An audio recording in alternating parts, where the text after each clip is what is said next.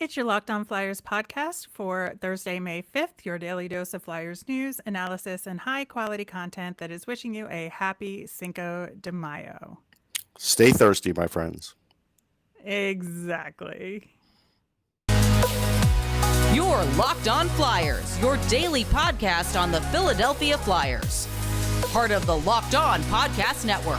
Your team every day.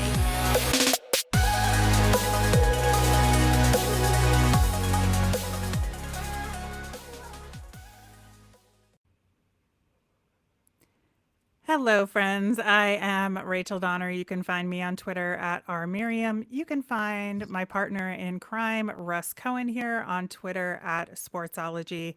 Thanks for making us your first listen every day. You can follow us on Twitter at Locked On Flyers. You'll keep up to date on all the Flyers news and our episodes. You can also email us at lockedonflyers@gmail.com.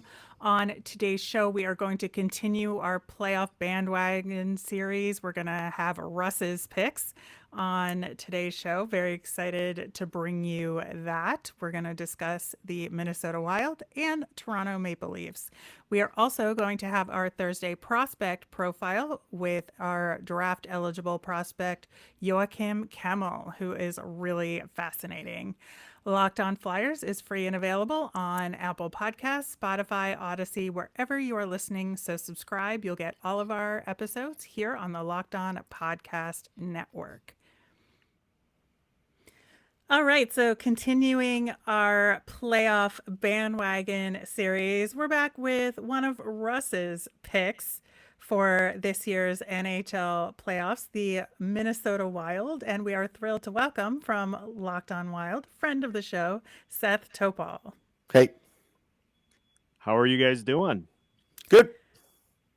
Good. So the Minnesota Wild, we've had you on the show before to talk about the team, a really solid season, I think, overall for the Minnesota Wild. But, if you're talking to Flyers fans, what's your elevator pitch to get them to root for the Wild this playoffs?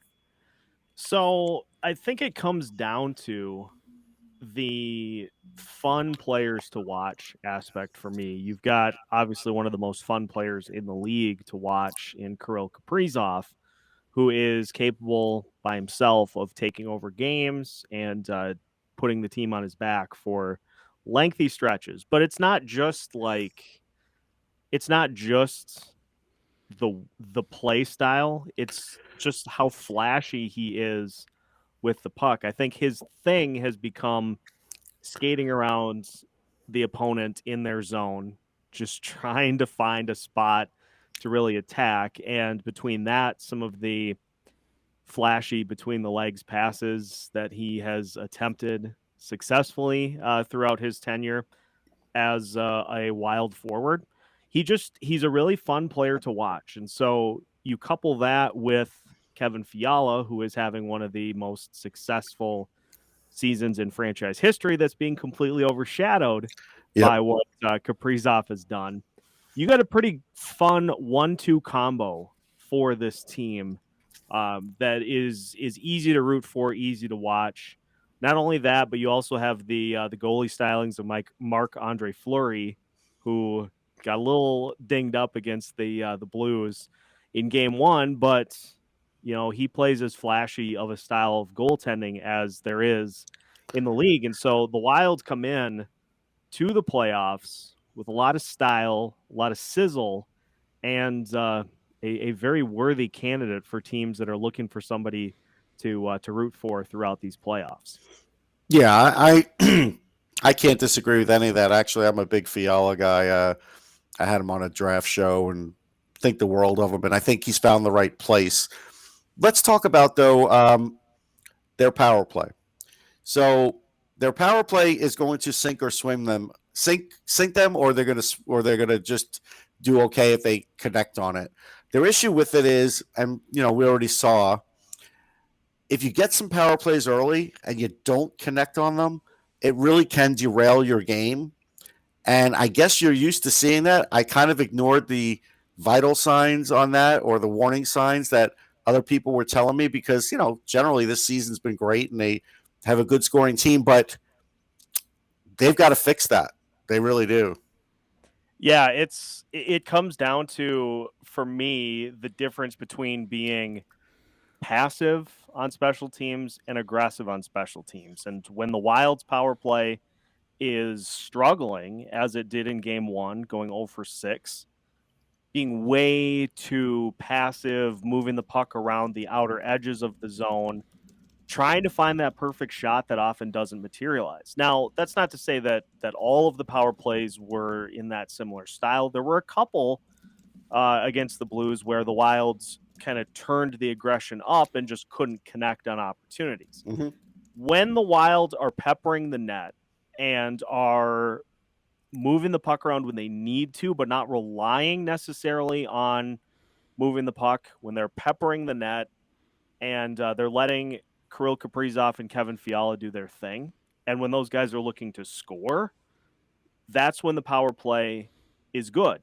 And we saw that near the end of the season, and it kind of just reverted back to old form in game 1 against the Blues. And it's the same thing on the penalty kill, which has been just a huge Achilles heel for this team all season.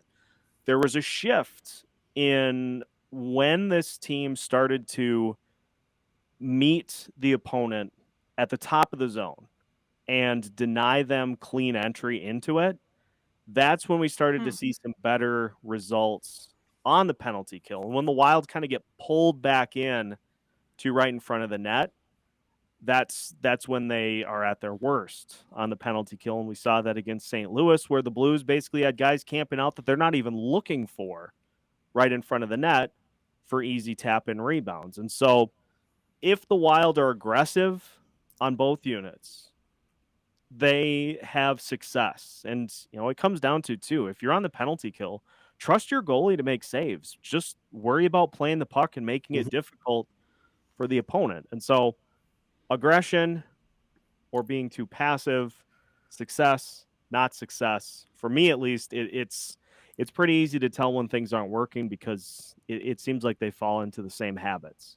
So I'm going to follow up with, on the aggression part, I actually think this is the first time in my life that NHL referees have actually carried over what they were calling in the regular season as to what they're going to keep calling in the playoffs. They usually don't. Usually they swallow the whistles. We always hear, let the boys play, all that stuff. But for players like Jordan Greenway, it seemed like a big shock to the system because he had been getting away with certain things in the regular season because he's a physical player, and now he can't. To me, that's a learning curve that they literally just have one game to figure out. So hopefully they've figured that out. Yeah, it's tough because everything is so magnified in the postseason as compared to the regular season, where you're running into the Blues, a couple of months into the season. You might have guys out of the lineup, and you have until the next matchup against that team to try to iron things out. Whereas in the postseason, game 1, off day, game 2, and you're right back against the same team with pretty much the same mix. And I like the notion of a learning curve for this Wild team, because it did seem like the officiating played things pretty tight with the anticipation that this is going to be a physical series. They know it's going to be. Yeah, trying to establish order at the beginning of the series as opposed to losing control of it at the end. And so not only that, but the Wild have been one of the best teams, I think, in the NHL in terms of bouncing back from adversity. And they certainly handled plenty of it in game 1. And so that all leads me to believe that the Wilds are going to have a better looking product in game 2. And if they end up going to Cam Talbot in net and maybe making a couple of other lineup tweaks, I'd still give them a great chance to win game 2.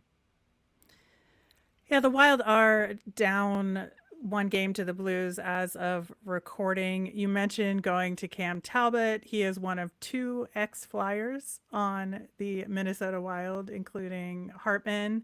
And so is that enough for Flyers fans to latch on to the Wild, do you think?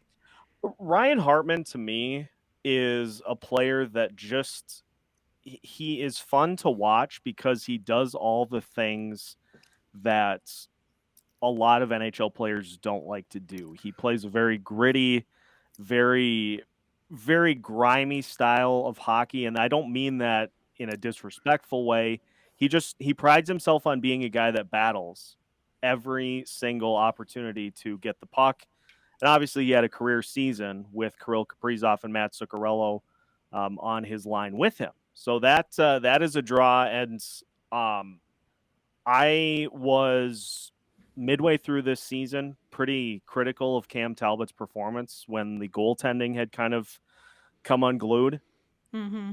Guy has been absolutely rock solid over the last couple of months for this team and is a really easy guy to root for. He owns up to nights where he doesn't have his best stuff.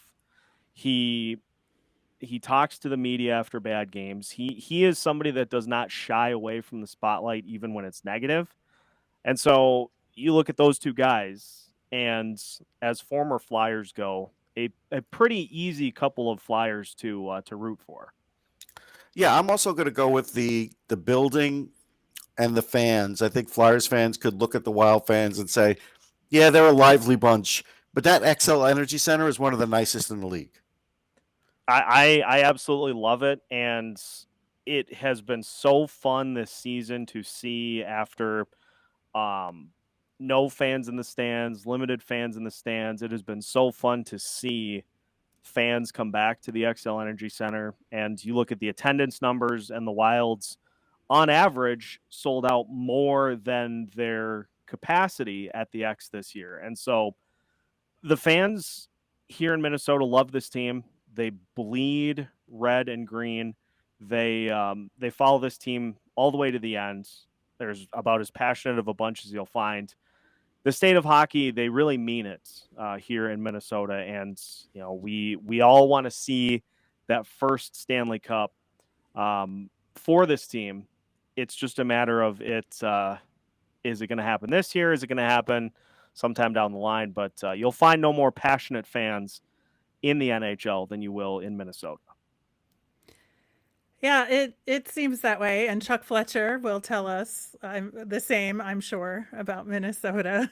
Um, you talked about kind of the fun factor with the Wild and the fan base. Is there something in particular that the team does or that fan groups do or something from a social media perspective or just out there on the internet that is especially like fun or exciting to you? The camaraderie for this year's team, I think has been something that's been really fun to follow. And it's not to say that it's something that's unique to Minnesota or unique to the Wild. It just, with what has happened with this franchise over the last few seasons, the Zach Parise and Ryan Suter years in which those guys did things a very particular way. It's being done a completely different way with this group of players. And it really feels like everybody in that locker room has even footing. And look at the guys that they brought in at the trade deadline: Jacob Middleton, Nick Delorier, Marc-Andre Fleury, Tyson Jost. Those guys all rave about the chemistry that this group has. And it really has the band of brothers feel to it. And it just, again, makes this team super easy to root for because all of those guys are laying everything they have out there on the line every single night for the guy that they're paired up with on defense or one of their line mates on offense. It's a group that is doing everything solely for their teammates on the ice. So again, very easy to root for in that capacity. And just another reason why I think the Wild are a good choice for any fans that want to hop on somebody for the rest of these playoffs.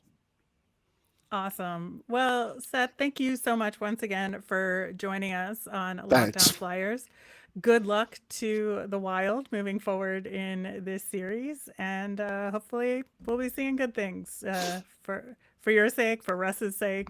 Sounds great. Appreciate the time. Sorry to hear about former Wild coach Mike Yeo being let go. Yeah. Yeah. But we'll leave that one alone. I'm gonna go get geared up for hopefully a Wild win in Game 2, and we'll see what happens from there. Okay, great. Where can people find you out there, Seth? Make sure you're following Locked On Wilds on wherever you listen to podcasts, also on YouTube and on social media as well. It's that easy. Just search Locked On Wild and you'll find everything you need to stay up to date on your favorite team in the state of hockey, the Minnesota Wild. Locked On Wilds, available wherever you listen to your podcasts. I want to take a moment to talk to you about Athletic Greens. I started using the Athletic Greens because I wanted better gut health, more energy, optimized immune system, and hated taking pills and vitamins. I wanted a supplement that actually tastes great. With one delicious scoop of Athletic Greens, you're absorbing 75% high quality vitamins, minerals, whole food sourced superfoods, probiotics, and adaptogens to help you start your day right. The special blend of ingredients supports your gut health, your nervous system, your immune system, your energy, recovery, focus, and aging. It costs you less than $3 a day. You're investing in your health, and it's cheaper than your cold brew habit. It's lifestyle friendly, whether you eat keto, paleo, vegan, dairy-free, or gluten-free. Athletic Greens contains less than 1 gram of sugar, no GMO, no nasty chemicals, or anything artificial anything. Right, while still tasting good. Athletic Greens supports better sleep quality and recovery, and it supports mental clarity and alertness. Right now, it's time to reclaim your health and arm your immune system with convenient daily nutrition, especially heading into the flu and cold season. It's just 1 scoop in a cup of water every day. That's it. No need for a million different pills and supplements to look out for your health. To make it easy, Athletic Greens is going to give you a free 1-year supply of immune supporting vitamin D and 5 free travel packs with your first purchase. All you have to do is visit athleticgreens.com/NHL Network. Again, that's athleticgreens.com/NHL Network to take ownership over your health and pick up the ultimate daily nutritional insurance. Thanks for making Locked On Flyers your first listen every day. For your next listen, check out the Locked On Now podcast. It's nightly recaps of every NHL game with analysis from all our local experts. It's free and available wherever you get your podcasts. Okay, so we have our last NHL playoffs bandwagon option here, Russ's Eastern Conference pick. That is the Toronto Maple Leafs. We are thrilled to welcome from Locked On Leafs, David Morassutti. Welcome, David. Thank you guys for having me, and thank you, Russ, for putting us up there. Well, I can't ignore the good play. I can't go with sometimes the passive aggressiveness or negativity that Leafs fans will have and just say, well, we're going to lose even though you're a good team. I had to ignore that. Yeah, it's from years and years of disappointment. It's I would say some Leafs fans just have lost all that feeling, but not after last night. Relatable, definitely relatable as Flyers fans. So in terms of the Leafs, what is your 30,000-foot elevator pitch as to why people should be rooting for the Leafs this playoffs? Well, if you're a person that doesn't like to see a fan base suffer, then you should obviously be supporting the Leafs because God knows it's been really, really, really tough the last. I mean, we're almost approaching the 60-year mark with the Stanley Cup drought and the first round, getting out of the first round drought. Thank you very much for the Flyers for the. Maybe we need to face the Flyers in the playoffs. Maybe that's what the hockey guys are trying to tell us. That's why we haven't been able to get over that first round hump yet. But yeah, no, I think just the exciting young stars on this team, Auston Matthews and Mitch Marner. If you want to see the best players go on further in the playoffs, you want to see Auston Matthews and Mitch Marner move on past the Tampa Bay Lightning. I like the way they work the penalty kill. They've never been this aggressive before, and it's not just what they got on Tampa as far as the odd man rushes. They've been doing that all year. I think they did notice that Ryan McDonagh is definitely injured, and so having him on the top pair, there's a little bit of a weakness there. They seem to be taking advantage of it. Yeah, just let everybody know what they're capable of as far as at least getting these odd man rushes and shorthanded chances. I'm going to steal my co-host line, Mike DeStefano likes to call it, not the penalty kill, but the power kill. Pretty much The Leafs are all about making the other team defend when they're on the power play. It's a great strategy. I mean, the aggressiveness has worked out quite well. This is they led the league in shorthanded goals this year.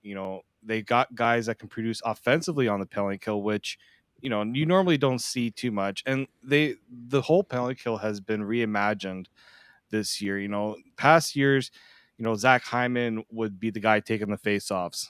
Zach Hyman wasn't even a center when he was on the Leafs. So like they've really done a good job of revitalizing the whole penalty kill. And I think the idea of we're not going to just stand back and let these teams just take shots galore on us. We're going to make this very tough on them. And they did a really good job if you watch that in game one of attacking the point, not just having one guy there, but they had two guys up there at times. And not letting not letting Tampa get themselves set in the zone. They like to move. They don't like to be too stationary at times, because then that just allows the other team to settle in. And they did a good job of letting Tampa know that you have to play with purpose against the Leafs penalty kill, because if you're too passive, their aggressiveness is going to give them a very tough time, and it did in game one. Absolutely. I think that was a huge part of that game one victory. As far as the matchup overall, how do you see, like, beyond that power kill, how do you see the Leafs pushing through and winning this series? You know what? I think one thing that gave me some concern was the goaltending, right? Because Andrei Vasilevsky, we know what he's capable of. We've seen what he has done when Tampa has gone on these long playoff runs. He has been the best player on the team, I think. And so I was concerned that, the Leafs have had really tough times against good goaltenders, like what Carey Price did to them last year. He was just on another level. So I was concerned that a good goaltender was going to frustrate these Leafs shooters, but Tampa did Andrei Vasilevsky no favors. So what I think we saw, what I like about this matchup for the Leafs is, as good as Tampa's depth is, I think the Leafs their depth is even better. Their top end stars kind of negate Tampa's top end stars, and then they got guys that can contribute in different ways, and they're healthy. I think that's the important thing for the Leafs is not only are they healthy, but they've given guys time off. And Tampa, you're seeing some of that prolonged playoff, all of those years that they've gone deep. I think it's starting to catch up to them a little bit. These guys don't have the ability to go as deep, in my opinion. I think the Leafs they know exactly what they need to do to beat Tampa. They did it in game one. They've done it a few times this year. If Tampa gives you an opening, you got to take it. And the Leafs have been waiting for this opportunity to prove it. I think having a team of this caliber like Tampa to go up against was the right choice for the Leafs, because it just makes them have to prepare that much more for the playoffs, not thinking that they're the ones who are favored. Having that bit of underdog mentality, I think, has pushed this Leafs team to another level. Yeah, and I think Vasilevsky, well, I know he's faced more shots, he's played more minutes. He's got, he looks a little tired out there, so I think that's good for the Leafs too. Something the Flyers may be able to relate to here. They need sort of really good, low-cost free agents, and since the Leafs are all capped out, Ilya Mikheyev could be like a guy that doesn't get to re-sign in Toronto just because they can't afford him, and Philly could use a guy like that. You know what? There was some concern of whether he was even going to play on the Leafs this year, because he went up, and if you watch the Or Nothing Amazon series, he went to Kyle Dubas and Sheldon Keefe and said, I believe I should be playing a bigger role on this team. And he's also looking out for himself contract-wise too, right? Because if he's stuck lower in the lineup, that impacts what he's going to make out on the market. But I feel like what the Leafs are dealing with Ilya Mikheyev is going to be the similar thing with Zach Hyman, where he's a really good player. He brings a lot of good things to the team. But are you going to shell out what he wants versus maybe you take what you would have saved there and put it around to the other parts of the team? Like, the Leafs would not have been able to have the depth that they have this year if they signed Zach Hyman. Right. David Kampf, Michael Bunting, Andre Kasha, keep Mikheyev. You've got, all these guys that are a part of the team would not have been able to be here really if it wasn't for that decision to let Hyman go. And I think if Mikheyev decides that, not only does he want to be a top 6 player, because he's proven to be that right now, so that's going to really help his market value. I think any team that signs him is going to be much happier seeing his offensive output, because he's been snaking quite a bit. He had the wrist injury that really took a lot out of him, and he couldn't get back to that player he once was when he first came to Toronto. And then this season, he's taken his game to another level. So if he does leave, I think a team like, Philly would definitely, I think, like his style. He's got that tenacity, he's got the speed, and he's added the offensive output to it. So that just makes him an even more dangerous player. That if the Leafs do lose him, it's going to be a very tough one because you got to find someone to replace all those intangibles he's brought, and it's very hard to find all that in one player. Yeah, it sounds like a really good option if the Flyers can make some room, I think. As far as the Leafs' current team right now, are there any kind of unheralded heroes that would be fun for Flyers fans to keep an eye on? Because I know, we all know about the Matthews, the Marner, the Nylander. Who are the unheralded heroes of this team? Oh, that's a really good question, right? Because I think the easy answer is like Michael Bunting, because he came in here. I mean, probably one of the greater signings that the Leafs have made the last few years. Because not only you get him for 1 year below $1 million, you got him for 2 years. There were some who were thinking maybe his ceiling is second line winger, but then they decided let's put him with Matthews and Marner, see how it goes. You now have a first line winger. And I don't know about you. You're getting that for $1 million. It's great value. Hey, I vote, and he's on my ballot. I'm not going to say where he's on my ballot, but he's on the Calder ballot. So that's more than I thought he would do this year, to be fair. And look, this is a guy who, Arizona had this guy. You're talking about, Arizona would love to have a player like that at what he's doing right now. If I'm the Flyers, like I think this opens up, I think, a lot of avenues for a lot of teams to explore.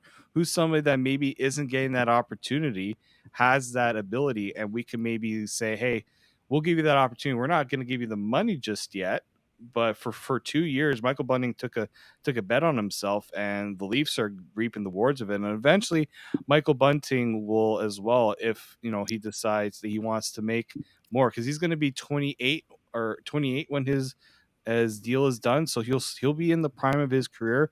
And I guarantee a lot of teams will be calling when that time comes, whether he wants to stay with the Leafs or that's a player I think that a lot of teams, seeing that situation work out so well, I think you're going to see a lot of teams try to mimic that model.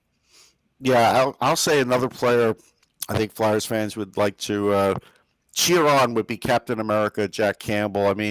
Gosh, in his draft year, I'm thinking this guy's got all the potential to be a number one in the league. And the route that he has taken to become that, even with the Leafs, which seemed like it wasn't even going to be possible, is amazing. So I don't know how you can't root for Jack Campbell. And his aw shucks demeanor is real. That's not like baloney. No, it's probably the one thing that has every Leafs fan will go to battle for Jack Campbell for that reason. He's such an easygoing guy. Sometimes, yes, he allows himself to get into his thoughts a little bit, and it's something he has worked really hard to get through, right?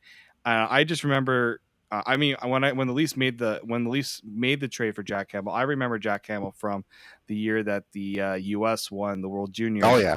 And he's the one that was a part of that winning team. It was a very disappointing night for myself watching that game, but Jack Campbell, true redemption story, right? Because he got first round pick, didn't really get his shot in Dallas, didn't really get anywhere there, and LA revived his career, and then he gets traded to Toronto out of insurance for Frederik Andersen, and lo and behold, he ends up being the guy that makes Frederik Andersen expendable. And another reason why the Leafs have been able to have the team they do, because you're not spending $5 million on your starter. You're spending less than $2 million on your starter. Not yet. Not yet.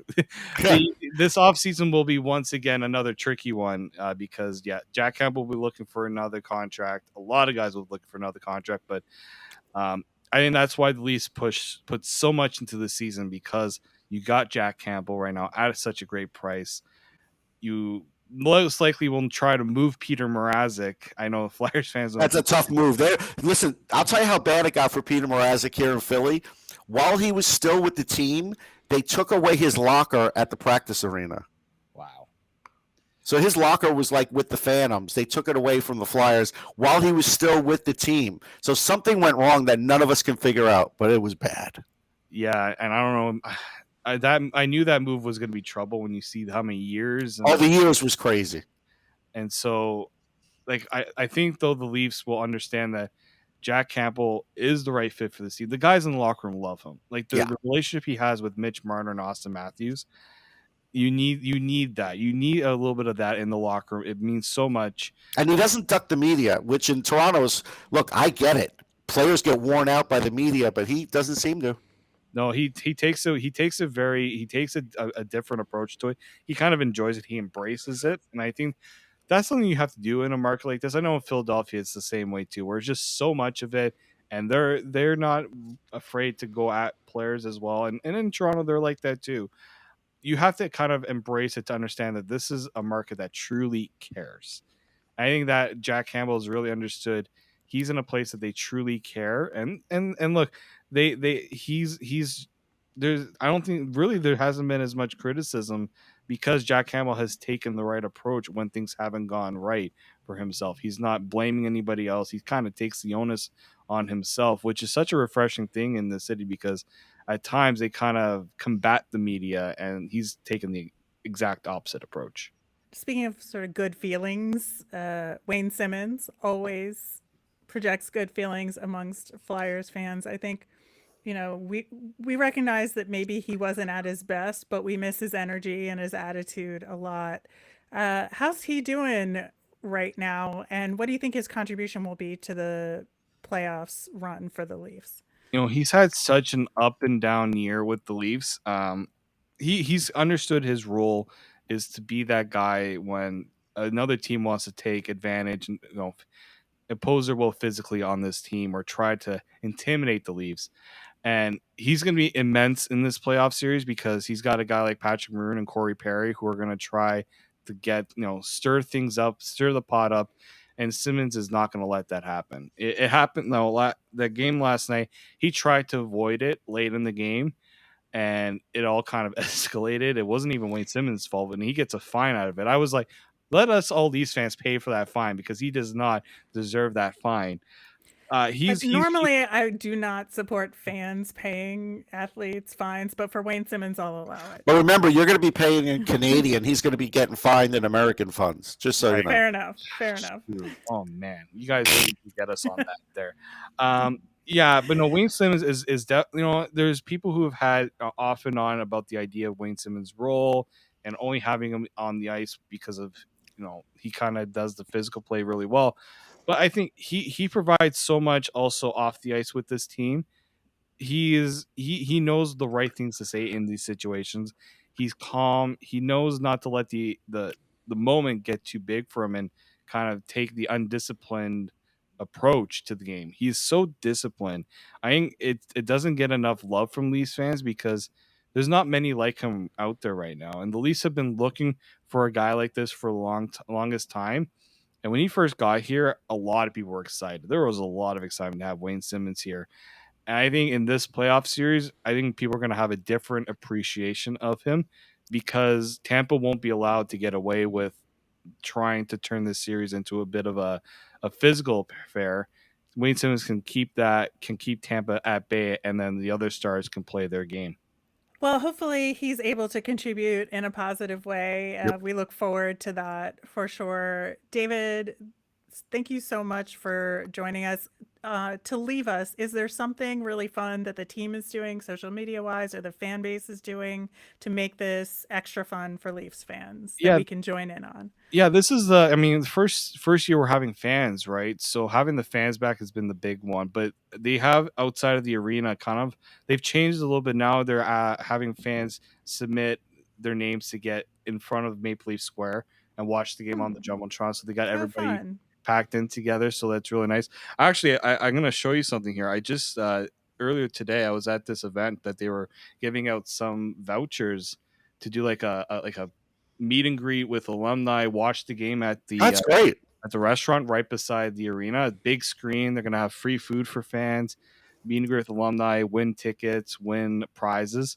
So I think the fact that we haven't had the ability to watch this team in person the last few years, especially in the playoffs, the team is really doing their best to embrace that and get and the players all said it last night that having the fans back in the playoffs, because I know Toronto gets a bad rap during the season about the atmosphere. Playoffs, it's a totally different animal. The players really felt. Oh no, the crowd popped on the Matthews goal. That Big was time. it gives you goosebumps. I'm going to be at one of the games next week, actually, so I can't wait to just get in that atmosphere because it's totally different. And the Leafs, for as much flack as they get, they do a really good job of giving fans opportunities to go to games, giving them tickets. They have a whole suite dedicated to give fans tickets to come and watch the games in person. Wow. It's sponsored by Ford, and so they have, and Leafs fans. I was at one of the events of somebody won playoff tickets. A guy almost cried because he got free playoff tickets. So the Leafs really do try their best to give the fans a chance to be there and enjoy this, embrace this opportunity altogether. Excellent. Where can people find you out there, David? Yeah, you can. I obviously subscribe to our show, Locked On Leafs, on YouTube. You can find me on Twitter, D_Morassutti. So that's 1 R, 2 S's, and you can probably see it on the screen here. So it's just my last name. So you can follow me on Twitter there. And Mike and I are going to keep going 5 days a week, keep bringing all that content. So if you're wanting to get on the Leafs bandwagon, we will gladly have you join us there. All right. Thanks again, David. Thanks, guys. BetOnline is your #1 source for all your betting needs and sports information. Find all of the latest sports developments, league reviews, and news, including this year's basketball playoffs, Major League Baseball, and this weekend's Run to the Roses as the Kentucky Derby is back. BetOnline is your continued source for all your sports wagering information, from live betting to playoffs, esports, and more. Head to the website today or use your mobile device to learn more about all the trends in action. BetOnline, where the game starts. Okay, this week's prospect profile is about Joakim Kemell, who is a Finnish right winger. He's currently ranked top 10 in most draft rankings. He's listed as high as 2 and as low as 11 on people's lists, but I would say 5, 6, 7 is the typical. Yeah, that's the I've range. seen. But he's #1 on the most recent Central Scouting's European list right now. Currently plays in the Finnish top league for Yip. 23 points in 39 games played, 15 goals, 8 assists. It should be known that Yip is not a good team, and so there could be that aspect in terms of what his scoring has looked like. He's also had a shoulder injury this year, so he missed 5 weeks of the season. That's another factor, but he's been a mainstay on Finland's national teams, played for the U18 squad, and even though he's barely 18, I think right now, has played for the World Juniors squad that got canceled. And so I think that he's missed out on some opportunities, I think, to show his skill out there. He's known as a shooter with lots of creativity. I think in the highlights that I've seen, you see him find spaces that I wouldn't have seen going into that play. Yeah, he's a guy with top 6 ability. So you start there. So you figure if you're drafting him somewhere from 2 to 7, there's a chance he's a top liner. He's almost guaranteed to be a second liner. He has a sturdy body. I like the fact that he seems to have a game speed. You would never say that he's like super fast, but in game, he moves very well, getting through the zone, getting from point A to point B. He's kind of like silky in that way. His wrist shot is terrific. I mean, that's where if you give him like just a little bit of room, forget it. And that's where he finds those spaces that you were talking about. He really can zing the wrist shot, and that's something that I noticed. But also, I've noticed he can make plays defensively to turn it into offense. He's smart. He's a guy that can keep the puck in the offensive zone a long time. He draws penalties. So he's a really valuable guy. And I do feel like, I don't want to say he's a guaranteed goal scorer because I feel like he has a good mix of both. But I probably lead more towards a goal scorer than a playmaker, but not like a natural goal scorer, but a very good one. Right. I did also see in a lot of the write-ups about him and highlights that he is very physical. So Yeah. he likes that aspect of the game in terms of getting involved in battles out on the ice, even though he's not the biggest guy out there. He's not small, but he's not No. big either, but he's going to throw hits anyway because he enjoys it. So I think that is kind of an underrated part of what he could do out there with having a really balanced game and be able to go toe to toe with more of your top players in the league. Yeah, and he was playing on NHL ice in the U18. So if you go back and watch, you can get a glimpse of what he'll look like. And he's a good teammate. He's a guy that plays the power play. Obviously, he's really good on the power play. But he's also a guy you could have out there late in the game when you're looking to get points, like 1 or 2 points. You're down a goal or two. He's one of those guys too. So that's where coaches have a lot of confidence in him, and he gets played a lot. Like, I don't know how he gets played overseas, but when he gets on the international teams, they use him a lot. So he's used to having a lot of minutes. Chances are the team that gets him isn't going to be that great. So in a couple of years, he'll have a chance to play a fair amount. So you mentioned he gets a lot of minutes. I think that was one of my questions in terms of him being coachable, because sometimes with guys like that, they'll want to do their own thing. Do you think he can get integrated into a system? I do. I don't see him as like Brad Lambert is a guy that I think sometimes wants to do his own thing because he's got these amazing physical attributes. I don't think Kemell looks at himself that way or plays or acts that way. So I do think he assimilates in better than most young players, actually. I think he'll do that. A lot of these Finns that play on the national teams are very coachable. Like you see when they come over, they're really coachable. They're usually pretty good defensively already. They take direction. You're always going to have exceptions because you're going to have some young guys that maybe aren't mature enough, but he's mature. Has he played with Tuomala? I don't know. Tuomala has played such spotty, work that I couldn't tell you if they've been on this ice at the same time or not. Right. I just think that would be interesting if they'd been teammates before to kind of have him at the same time, especially with, how strong Finland's system is in terms of developing top players. But for the Flyers' perspective, I would say if I had the second, third, or fourth pick, I wouldn't pick him there. Right. I think that was my next question. To me, if he's still on the board and the Flyers are at 5, he's definitely on the let's think about Yes. Yeah. Now I think you're talking, there's him, there's Lekkerimäki, maybe Slafkovsky's gone already based on the hype. You're talking maybe about Nemec and maybe about Jiricek, just because you should always bring up defensemen. Savoy's probably gone. Cooley's gone. So, you're starting to talk about that next grouping of guys, and that's fine. He definitely should be in that conversation. I think so too. I think that's the sweet spot. And, I don't think he's a guy you can trade down for, because I think unless you're only trading down 2 spots or so, the chances of him still being there are pretty slim. Yeah, I think there's a lot of teams that will want him, and teams, and I'll get a better idea of this in a few months, because at the combine, I'll be able to find out who he interviewed with, because teams that have no chance at him, like if they're picking 20-something, most of the time won't interview him. Once in a while, they'll interview him just to kind of, in case they ever trade for him kind of thing, but most of the time they won't interview a player like that. So we can get a better idea then. Yeah, I think so too.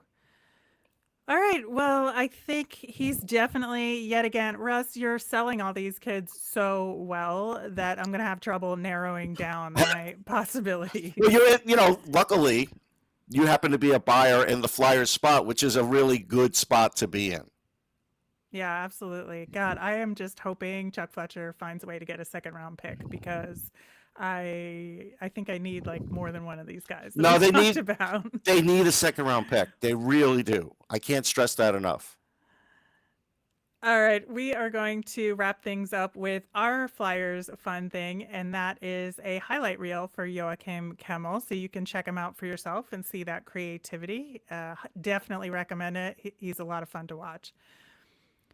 We will be back again tomorrow. We're going to catch up with all of the Flyers prospects in the juniors system and see how their seasons wound up, what their playoff outlook looks like, and talk about whether we think they'll make the jump over to the Phantoms for next season. As a reminder, we always want to hear from you. Send us in your questions via Twitter at LockedOnFlyers, or you can email us at lockedonflyers@gmail.com. I'm Rachel. I'm on Twitter at rmiriam. That's RMIRIAM. I'm Russ. I'm at Sportsology, SPORTSOLOGY. You made us your first listen today. Now make your next listen Locked on NHL with all the latest news and playoff updates from around the league. It's free and available wherever you get your podcasts. Have a great day.